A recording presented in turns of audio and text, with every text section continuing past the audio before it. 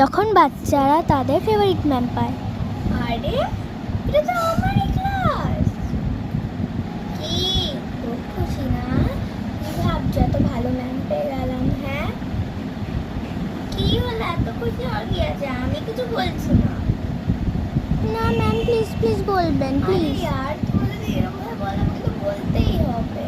ঠিক আছে আমি বলবো আনসার, কিন্তু আর যারা যারা সবাই চিটিং করবে তারা আস্তে আস্তে করবে যেন সাউন্ড না আসে। ওকে?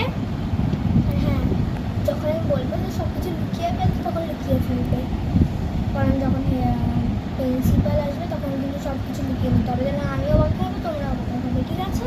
Okay ma'am. করো, শুধু মার্কসটা ভালো চাই আমার, বলে রাখলাম। চিট করো কি আমার থেকে করো, যাই হোক বন্ধুদের থেকে করা, যে দেখাবে না সাথে সাথে আমি বলবো। ঠিক আছে? করো। ম্যাম ম্যাম এই আনসারটা কি হবে? সি এর 5টা আমি বই দেখে বলে দিচ্ছি।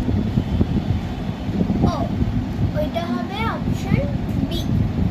ওকে ম্যাম আমি লিখে নিচ্ছি।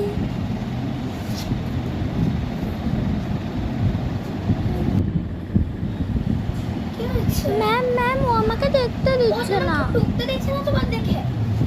এই এত হিংসা কিসের? ওকে দেখতে দিচ্ছ না কেন? দেখতে দাও ওকে। কেন? যদি ও তোমার মতো মনে পায় তোমার খুব মানে কি বলবো দুঃখ হবে। ও তোমার মতনই মার্কস পাক, কেন কি হয়েছে? সবাই ভালো মার্কস পাক। দেখতে দাও ওকে, মারবো কিন্তু।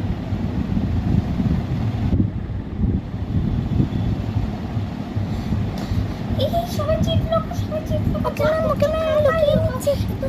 এই সবাই সবাই লোকা লোকা। Good morning ma'am. Good morning ma'am.